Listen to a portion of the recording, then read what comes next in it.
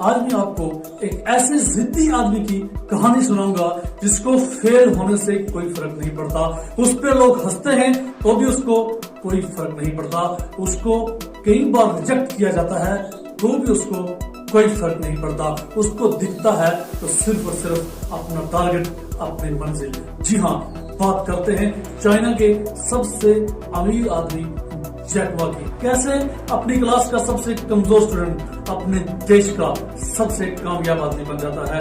पढ़ाई में बहुत ज्यादा कमजोर होने के बावजूद जैक मा प्राइमरी क्लास में 3 मरतबा फेल हुए, उसके बाद मिडिल स्टैंडर्ड में 2 मरतबा फेल हुए, फिर जब वो कॉलेज में पहुंचते हैं तो फिर 2 मरतबा फेल हुए। लेकिन उनको फेल होने से तो कोई फर्क पड़ता नहीं था, वो आगे बढ़ते रहे। उनको हार्वर्ड यूनिवर्सिटी से ग्रेजुएशन करने का बहुत शौक था और वो बार बार एंट्रेंस के लिए एग्जाम देते, बार बार उनको रिजेक्शन मिलती।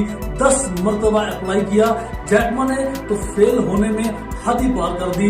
एक सब्जेक्ट में 120 में से 1 नंबर भी जैक मा ने लिया। जैक मा को जब ये पता चला कि यहाँ पे मुझे एडमिशन मिल नहीं सकती तो फिर उन्होंने एक नॉर्मल यूनिवर्सिटी से ग्रेजुएशन की 1988 के अंदर। उसके बाद उनको इंग्लिश सीखने का बहुत ज्यादा शौक था।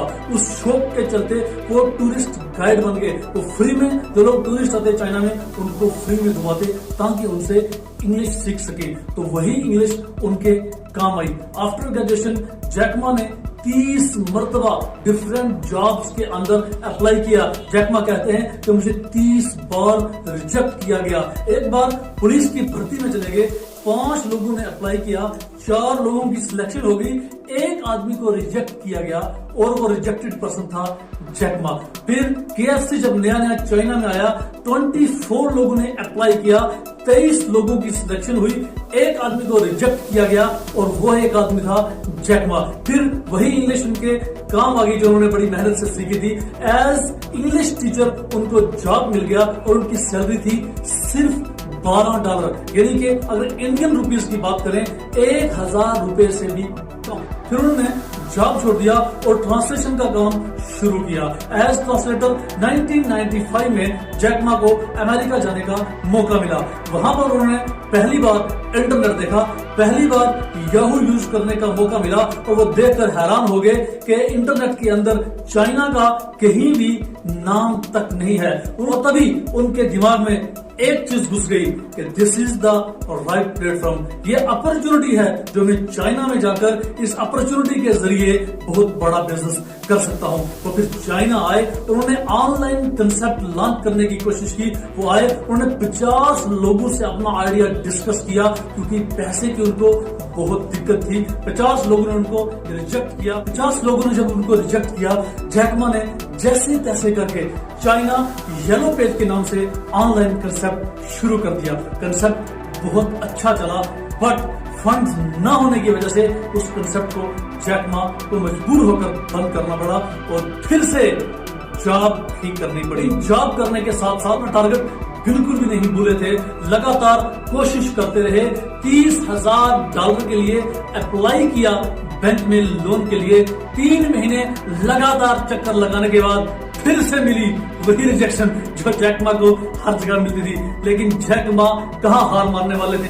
जब लोन से भी रिजेक्शन मिली, फिर जैक मा ने 40 कैपिटलिस्ट से बात की कि आइए मेरे साथ इन्वेस्ट कीजिए, कुछ बड़ा करते हैं। लेकिन सबने उनको रिजेक्ट किया। उसको कोई फर्क नहीं पड़ता था कौन उसका साथ दे रहा नहीं दे रहा। उसको सिर्फ और सिर्फ अपनी मंजिल, अपना टारगेट, अपना गोल दिखता था। इन द एंड 4 सालों के बाद, अगले 4 साल कंटिन्यू मेहनत करने के बाद 18 लोगों को जैक मा अपने साथ जोड़ने के लिए कामयाब हो गए और 18 लोगों ने मिलकर $50,000 की इन्वेस्टमेंट कर दी और अलीबाबा ऑनलाइन कंसेप्ट का जन्म हुआ।